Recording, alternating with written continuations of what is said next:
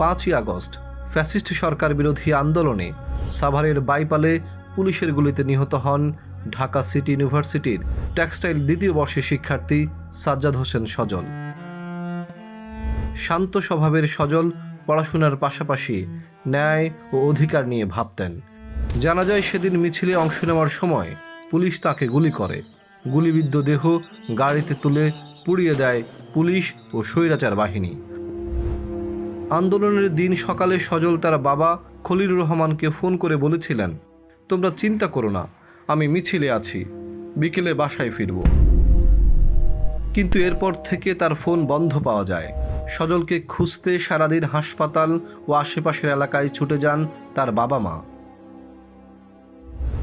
রাতে প্রচার মাধ্যমে খবর পান সাভারের একটি জায়গায় লাশের গাড়িতে আগুন দেওয়া হয়েছে। সেখানে গিয়ে পুড়ে যাওয়া একটি লাশের গলায় ঝুলানো আইডি কার্ড দেখে তারা নিশ্চিত হন সেটি সজলের দেহ।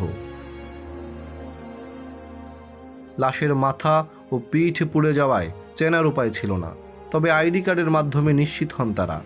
নিজের সন্তানের এমন মর্মান্তিক পরিণতি দেখে সজলের মা শাহিনা বেগম আকাশ ভেঙে পড়ার মতো কান্নায় ভেঙে পড়েন।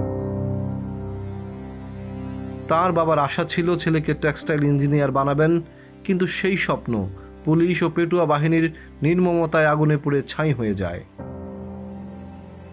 সজলের গ্রামের বাড়ি গাইবান্ধার সাগাটার শ্যামপুরে। পাড়াপড়শিদের প্রিয় ছিলেন তিনি।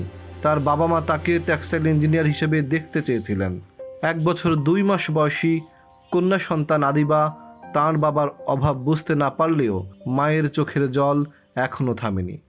16 ডিসেম্বর সাঘাটায় তার নামে একটি সড়কের নামকরণ করা হয়।